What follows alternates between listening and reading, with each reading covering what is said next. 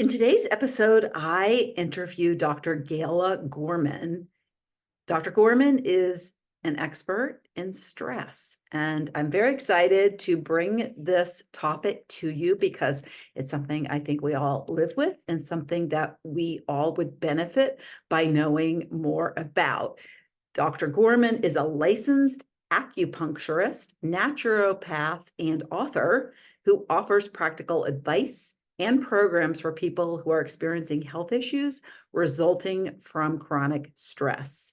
She helps women relieve their symptoms, restore their energy, and reclaim their superwoman status.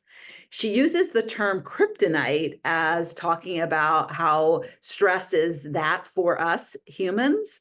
And we can all relate to that term, how kryptonite kills Superman.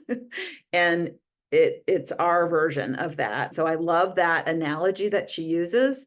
And this conversation really uncovers what she thinks, and I agree with her on this topic of how it's so invisible and how we really need to be better at recognizing it and knowing that if we're not feeling well and any kind of dis-ease is what disease is, when we're not feeling the sense of ease within ourselves, our body, that the underlying root of the problem is stress. And so this is such a great topic, and I thought she would be a great person. I'm so glad that she reached out to me and that she wanted to bring this to you, my listener. I did want to share a little fun fact because we talked about this before I hit record, but her name, because she has a very interesting name, Gala. And I said, where'd that come from? And she said that her dad's name was Gale, Gale. If they had a boy, they were going to name the boy after her dad. And she turned out to be a girl. And so they just added an A and made it Gala, which I love. But I also thought, and I didn't ask her this, but Gail, Gail, is a female Gail, and I'm not sure why they didn't name her that. But that's for another, I'll have to follow up with her and ask her that question. But that's how she got this unique and different name. So let's get to the topic at hand and talk about what Dr. Gail Gorman can share with you about stress.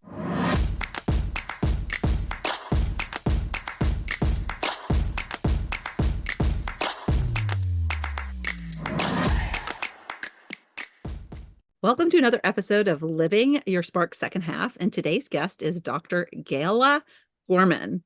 Welcome to the program, Dr. Gorman. Thank you so much for having me. I really am looking forward to our chat here today, Lori. Yes, I'm excited to talk to you. She's an expert in stress. And so that is something I think we need to talk about because I think it's invisible so much. And I think she's going to really help you if you're feeling like, I think with stress, it's sometimes like you just don't feel right, but you don't relate it to stress. So she wrote a book called What's Your Kryptonite? And I love that because everybody knows what kryptonite is to Superman, right? And so associating stress with kryptonite is really a good analogy.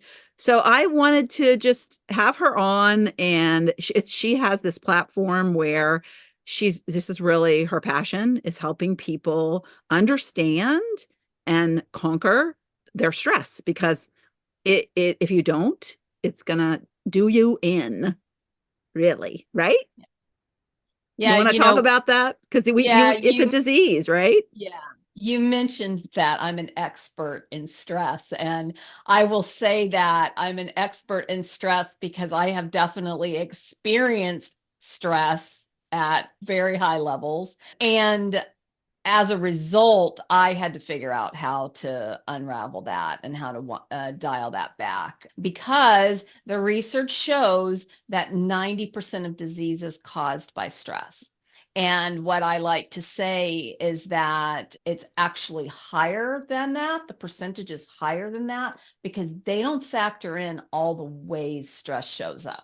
So stress is, like you said, one of those hidden things that it's also a kind of a bait and switch, or think of the frog in the nice warm pot of water, just enjoying floating. And then somebody turned the fire up and he's like, oh, it's getting a little warm in here. And before you know it, he's cooked, right? So yeah, it's something that we have to learn.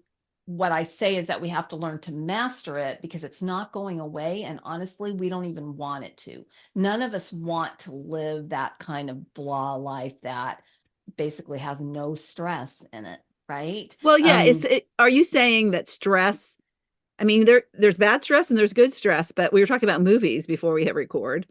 So Yeah. a movie can stress you out. So there's kind of an emotion. So we don't want to Mhm. be rid of emotions. Is that kind of what you're saying? Is Yeah, or for example, many of us are, high achievers and we pride ourselves on that, right? And there's stress that goes along with that, right? Or just imagine that you took on a challenge, you wanted to run a half marathon or a marathon or something like that. It was just something that you like wanted to tick off your bucket list. Well, there's going to be stress associated with taking on a big challenge, whether it's physically, whether it's mentally, whether it's work wise. And so, what I like to say is that if that stressful period is a manageable period of time, we can manage even really high levels of stress for a short period of time. In fact, we were designed to do that, right? Our bodies are designed to say, oh, heck, that's a lion coming at me, I'm taking off, right? Mhm. And if I don't think I can make it, I'm going to freeze and play dead. And that's also a very stressful situation for your body. So our body has all these automatic mechanisms to be able to deal with stress. But when we keep ourselves in that stressful situation, that stressed out state, for extended periods of time. And I mean like longer than 3 or 6 months. Many of us have just kind of conditioned ourselves to live super stressed, literally like for years and years we go on like that and we think it's working. We're typically what I find is that we're suppressing symptoms in some way, shape, or form with some form of symptom suppressor. That happens in a lot of different ways. But then when midlife hits, and that can happen as early as mid 30s, but somewhere in that, mid 30s to 50 ish, we start to have certain changes happen in our reproductive system that those hormones and, the adjustments to those hormones, that's natural. Our body was designed to be able to handle that. That is nothing that needs to be squashed or medicated around. But what happens is when we go into that period of time and we're already really stressed, we are on fumes, have adrenal fatigue. Normally our adrenals kind of kick in some extra energy to make up for the loss in the hormone production in our normal female reproductive system. And that whole adjustment takes a little extra energy, while our body's kind of like saying, okay, like I'm making less of this. So, yeah, I got to like pick up the slack. Well, if our adrenals are already fatigued, they're already running on fumes, they've got nothing to donate. So now all of a sudden, you might have sucked a little life out of them, but then they're just like done. And now that's when we start having this really bumpy ride through midlife and menopause because our body just literally cannot manage all of it. So Yeah, and while if you're, that when we're yeah, running on fumes and that thing that's happening inside of us, that we don't really feel that, right? What are the symptoms? How well, does it show up? Okay. we do feel it if we're aware, Okay. but we've kind of conditioned ourselves to just say, don't have time to deal with that. Like I'll you push wake up, through it. yeah, I'll power through. You wake up in the morning, hit the coffee pot first thing and oh, one cup's not going to do it today I better like have 2 or 3 cups, or you hit the chocolate at lunchtime. And if you get to the point where you're turning to energy drinks or espresso, you know you've got a problem. And then symptoms start showing up. And those symptoms look like digestive issues, acid reflux, headaches. Migraines are 100% controllable by reducing stress. The issue, though, is that it may not be totally emotional stress. You may have some toxic stress that's going on due to other like diet and lifestyle things you've got going on, or even environmental toxicity that is Yeah. also adding to your overall toxic load. So that's another, I think, factor that most people don't immediately think about. I talk a lot about this in the book because people don't naturally think about this. One of the reasons why I thought kryptonite was a really great analogy is because we think of kryptonite as a toxic substance, right? And so it allows people to kind of make the mental leap from this stress that we are normally accustomed to like, oh, there's other things in our environment that are adding stress. And so when we are living in a toxic environment, when we've got other toxicity, maybe that we're ingesting with foods that don't agree with us, or poor air quality, water that's got chemicals and that sort of thing in it, all that's accumulating in our body. And there again, by the time we get to midlife, that toxicity has built up. And now when your body needs this extra energy to make these adjustments, it just doesn't have it. Right. Yeah. I learned a lot about how the body, the inflammation grows as you get older, just kind of automatically. And I thought one interesting thing was that some of the foods, people are all unique in terms of what foods agree and disagree with them. And they have these like, oh, these are good foods, but you can be fooled because a good, what might be a healthy food for the majority it's not necessarily healthy for you if your body is reacting to it. And what I thought was interesting is, and I love your take on this, but it said that when we're younger, our bodies can handle stuff that we can be reactive, but we're young and we bounce back and our bodies can handle stuff like that. But as we get older and we've exposed our body to whatever these, let's call them toxic foods, and just not toxic that like they're bad, but they're just bad for you. Yeah. And that you do it like you eat that thing 4 times a week or 5 times a week, and then every day for 40 years. And you're finally, your body starts reacting and the little army starts building and the inflammation grows. And that's one of the reasons why we might not be able to lose weight. Yeah. And so I went on a cleanse, and it was basically the food that you were supposed to eat was very across the board, the kind of the best food that is low reactive food. Mhm. And the weight came off. It was Yeah. crazy. Yeah. So that Yeah. was so interesting. Yeah, I talk about the fierce 5 is what I've called it, because if you don't want to spend the money having a full-blown test done, and I will say, it's quite costly to do that. It can be helpful if you've really got significant digestive issues or significant health issues. You may have to go to that level with it. But a great starting place is to just eliminate the fierce 5, and that is dairy, gluten, yeast, sugar, and alcohol. And so what I tend to tell people is that if you'll just start with 1 week, just commit to 1 week. And I have a little low cost program on my website that's called the Human Energy System Reboot. And it's kind of just a DIY. And one of the things we do in that is just eliminate those 5 things for a week.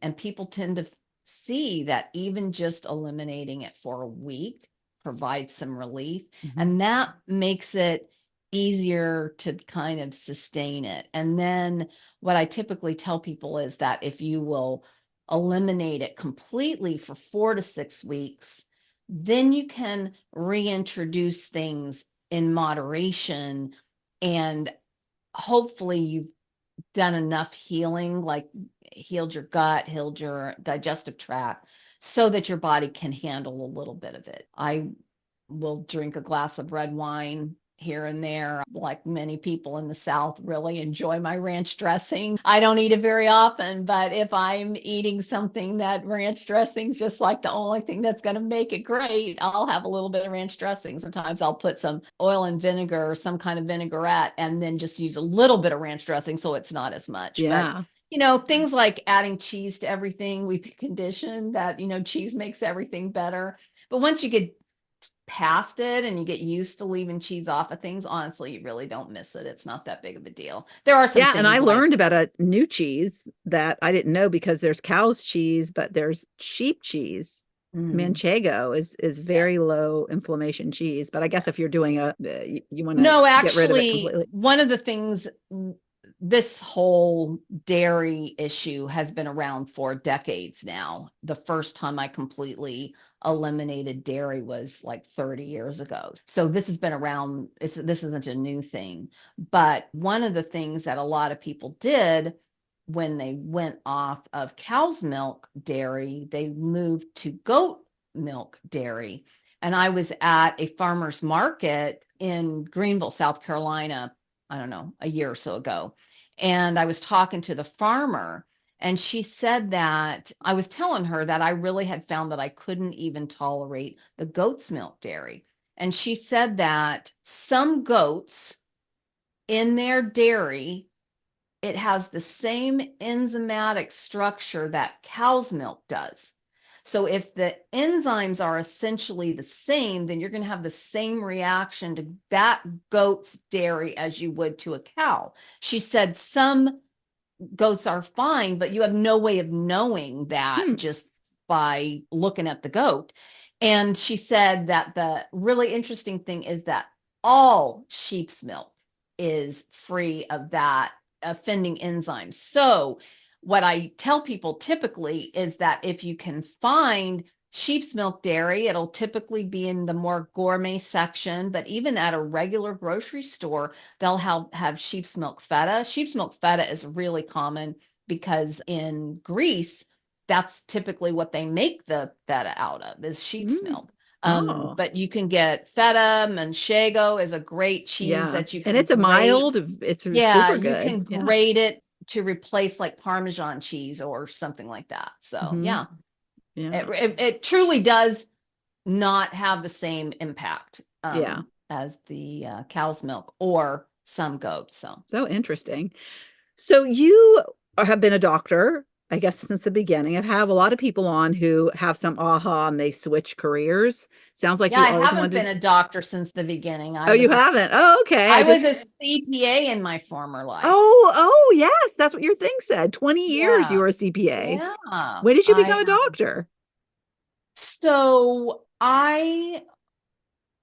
was a I started working in an accounting firm literally like a couple of days after I turned 16. So I was still quite young when I had already worked 20 years in the field of accounting, where most people would be quite a bit older by the time they had 20 years in. I was pretty young. And so I like to say I was the earliest victim of midlife crisis, because I was not even, I was several years from 40 by the time or when that started happening for me. But one of the things that I did was I consulted to physicians. So I did practice management consulting for physicians, and I got to see medicine from the other side of the curtain, essentially. And so I was already interested in alternate philosophy, Eastern philosophy, that sort of thing.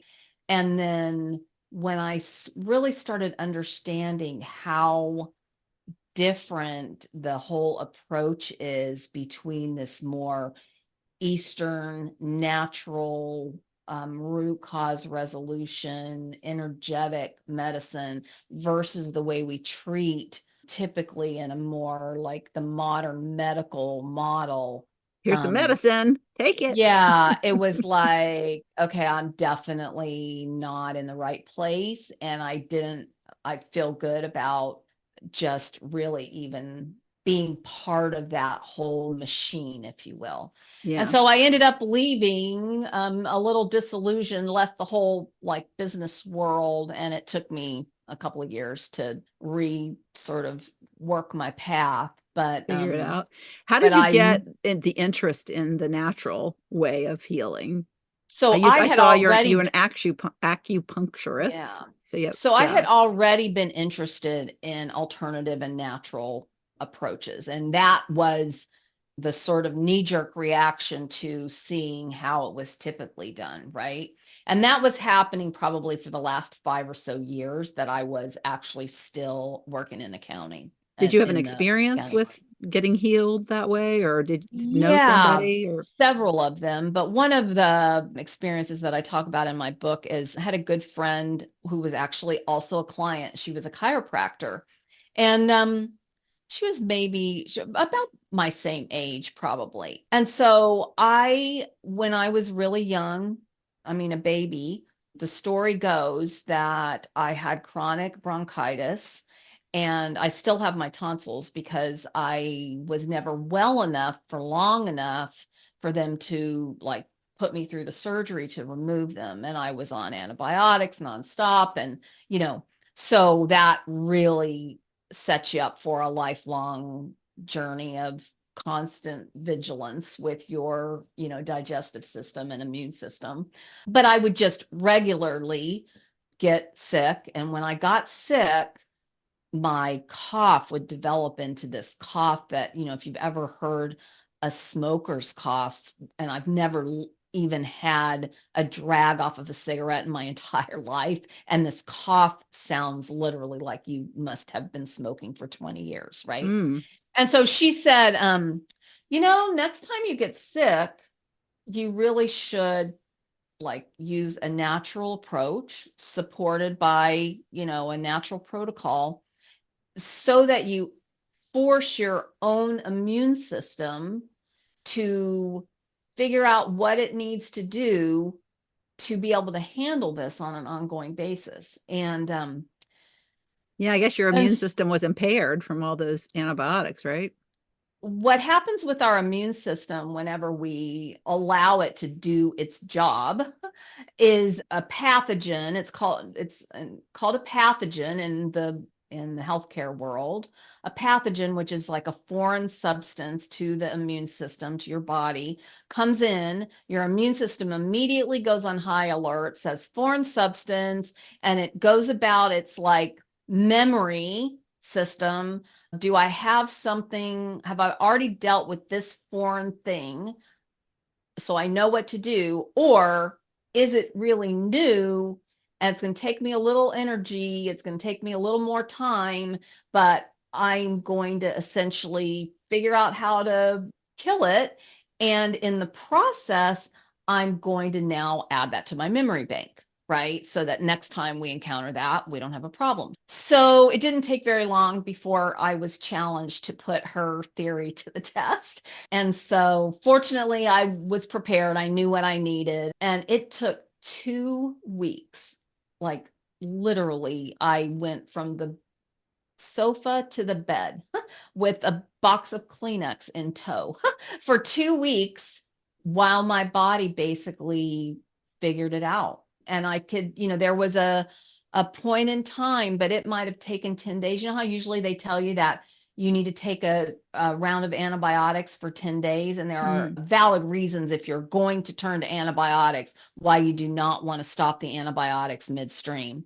But it was a similar sort of process with my natural immune system, where my immune system needed this period of time to kind of figure it out. And then I could tell when I was starting to come out of it, And the really super cool thing is that I have never been that sick again, never had to take antibiotics again for bronchitis, or I can't say that never in my life have I taken antibiotics or would I take antibiotics. If I had a flesh eating bacteria from stepping on something at the beach or something, I would say antibiotics all day long. I'll deal with the repercussions, after the fact, right? But for just the general things that we have to deal with, we are so much better off letting our immune system figure it out on its own. The only thing I will say is that you definitely need to support your immune system with the right protocol and supplementation. Hopefully you've got somebody that can support you in that process. And Like vitamin then, C, vitamin D. yeah, zinc, but that's another issue that I see a lot, is that people have heard about all these things to keep their immune system strong, right? And so a lot of people are taking vitamin C and zinc and vitamin D and all these things like long term. And what happens then is when you take them long term, you're actually creating a weakened immune system, because your immune system basically learns to rely on this supplementation from the outside. And then when something hits, you've got nothing to give it. You know what I'm saying? You can't like now all of a sudden add in some extra support, and your immune system was doing fine on its own, and now we're just going to add in this extra support. It's like you dumbed down your immune system and forced it to rely on supplementation from the outside. And then when something happens, how are you going to escalate that? Yeah. So, Vitamin that's C another for thing that me I is talk to like, and my people. mom used to say, take your vitamin Yeah. C, take your vitamin Yeah. C. And I used to like, oh my gosh, I don't ever want to take another vitamin C, mom. Yeah. Stop. But that became me. That became me. And I tell you, it's a miracle drug for me. And, if I feel a scratchy throat, I'll take an extra vitamin C and it's gone the next day. Yeah. And I don't know if it's like a placebo pill or what, but it works for me. Well, if you are not mega dosing vitamin C normally, then maybe you can get away with just upping it. Vitamin C is also a great antioxidant. The best ways to get our nutrients is by getting outside in the sunshine, connecting with the earth, and with a healthy diet. And so if you don't get outside enough, you're going to have to figure out how to mitigate that. And if your diet is bad. I was going to use a worse word than that, but I'll use Shitty. a G rated word there. But if your diet's not great, then one, you really need to improve your diet, but you need to understand that toxicity is building up. And so it's So did you go to med school and do the whole thing?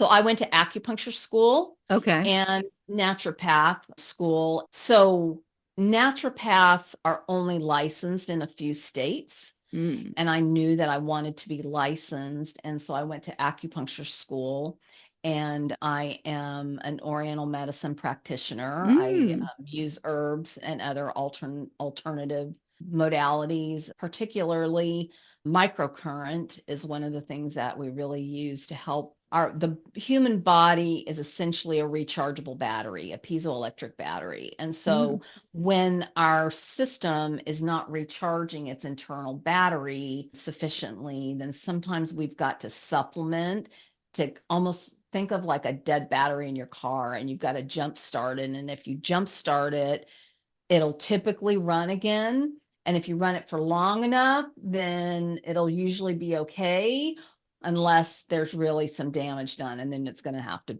have more intervention, if you will. So I'm fascinated. I've never done acupuncture. I have a chiropractor. I go regularly. I love her. And yeah, she's great about, I remember one time I got a cortisone shot or something in my elbow because I was having a problem with my arm. And she got so mad at me. She was like, do you know what you're doing? Blah, blah, blah. I was like, oh my God, I'm sorry. I'll never do it again. But yeah, hearing about what that does to your arm. I mean, it does relieve pain for people, but it doesn't. I mean, you could probably talk about what that does. I had a patient that I have her on a protocol. She knows the drill, but she's one of those super high achieving, always like burning the candle at both ends. And so, she comes back and she tells me, like, I was doing really good. And then things kind of went sideways. And I'm like, well, what happened? And she said, well, I don't know. She said, I think I pulled something weeding in my yard. And then my knee started bothering me. And then I went and got a cortisone shot in my knee. And I'm like, okay, well, don't be surprised that like the protocol we had you on is no longer working, right? Because you've introduced all this toxicity and basically drained a whole bunch of energy that we needed to be able to continue to do the repair work that this protocol was focused on. So anyway, I get it that we've all been conditioned from a very early age to just put ourselves out of our misery. The minute the misery hits the doorstep, it's like you're going to tootle to the medicine cabinet. If you don't have it in the medicine cabinet, you're going to the drugstore or you're going to the doctor. And if you want to take a different approach,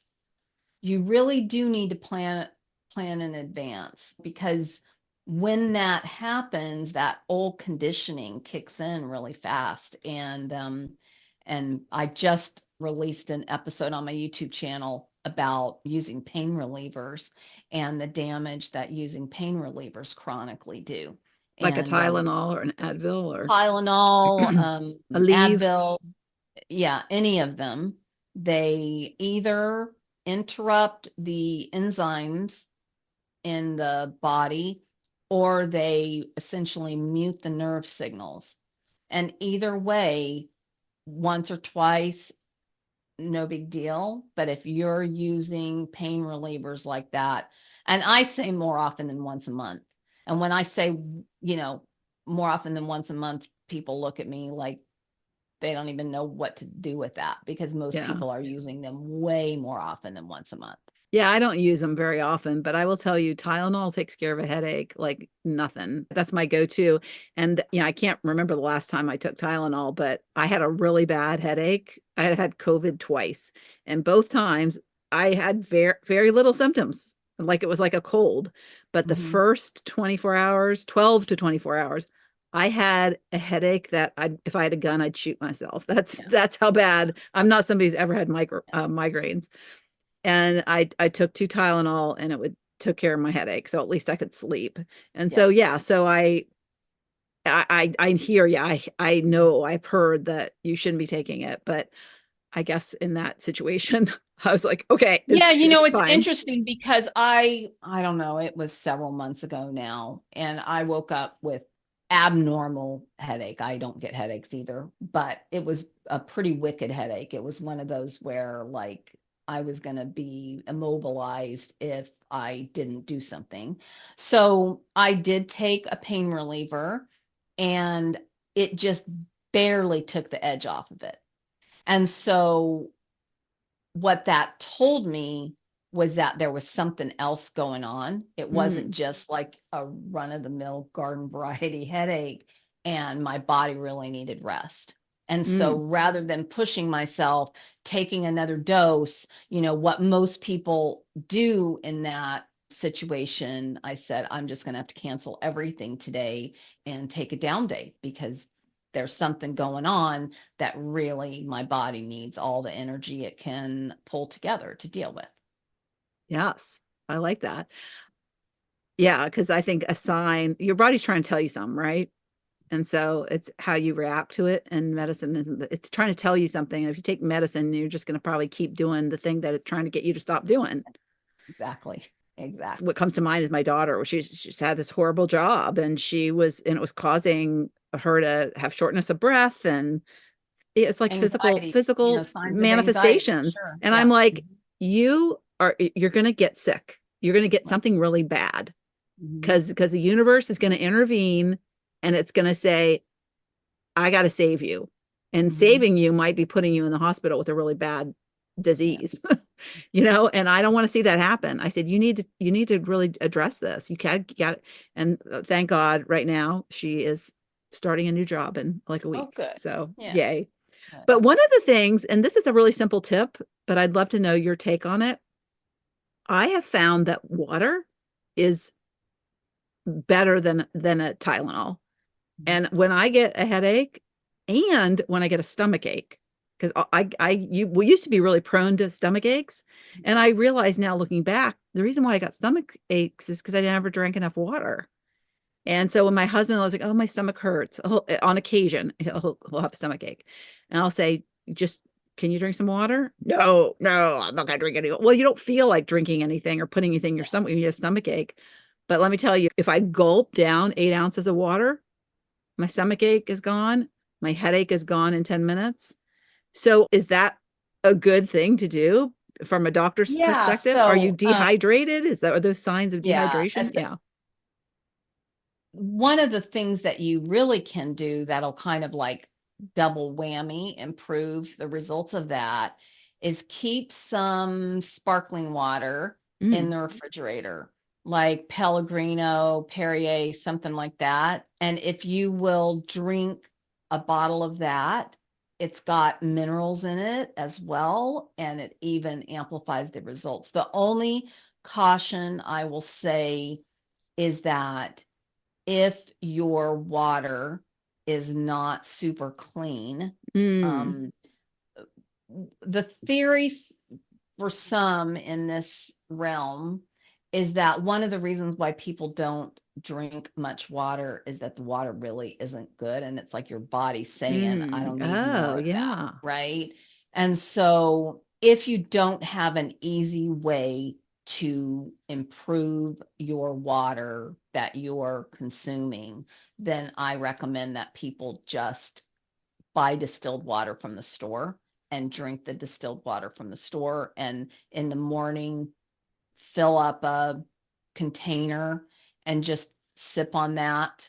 And if you do that a couple of times a day, like if you've got a 24 or 32 ounce like tumbler, I use this tumbler. And so, I never am dehydrated really because I'm sipping all day long. But for those people who do have that sort of issue, if it's kind of an emergency situation like you're talking about, then having bottles of sparkling water in the refrigerator will be really good.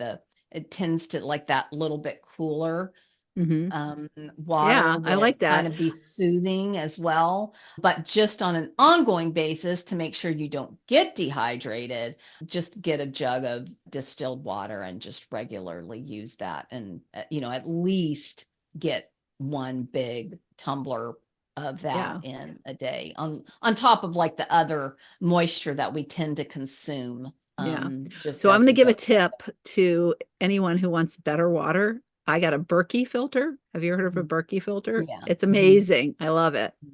Berkey. Yeah. So I heard about it from a guy I follow. He cured cancer and just cleaning. It was a lot of things he did, but he's a fascinating person. So so I've learned that. And so now I love my Berkey filter. It's own little corner, and my grandkids come to visit. They go get their own water. They feel so grown up when they can do that. So that's amazing.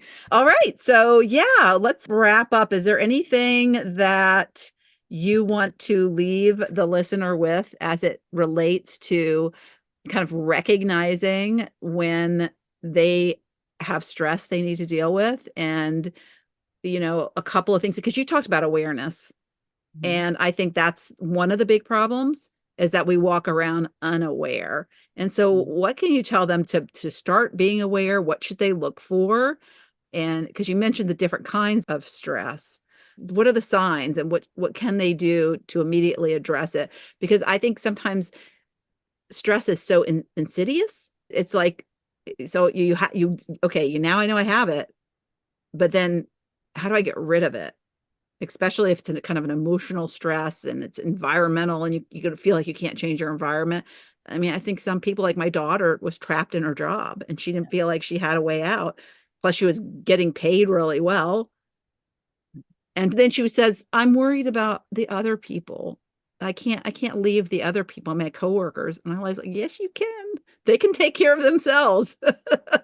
If they don't Well, like their job, they can leave. everybody will Yeah. find their way out of an environment like that, whether you're right, whether they end up in the hospital sick or whether they, naturally find their way out of it.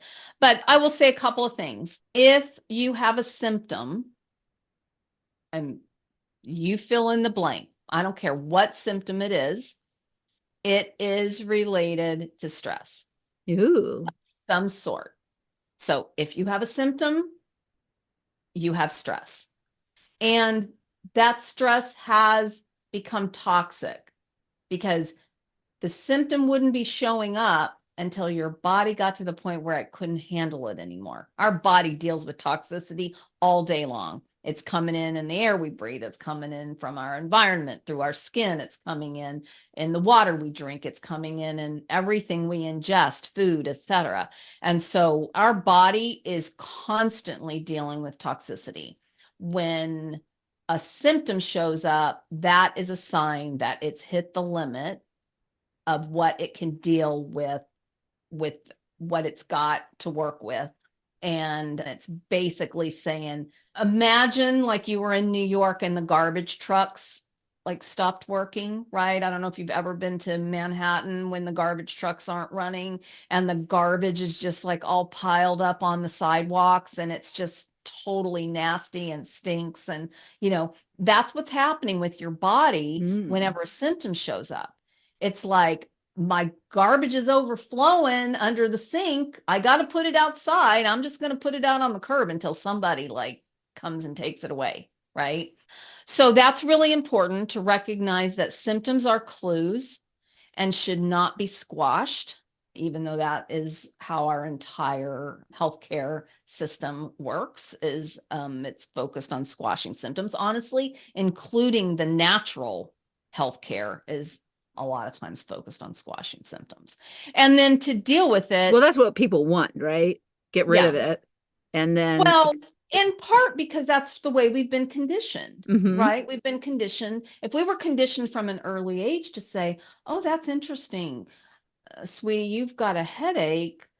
What kind of toxicity is going on in your environment that has created that headache? Like, let's not squash that. Sure, you need to rest, but let's first like figure out what caused it, and we just don't take that time to figure that out. So do you have a lot of patients who have migraines? Because I see that a lot. And and when somebody says they have migraines, I immediately think, I wonder what it is that is causing that. That's deeper than.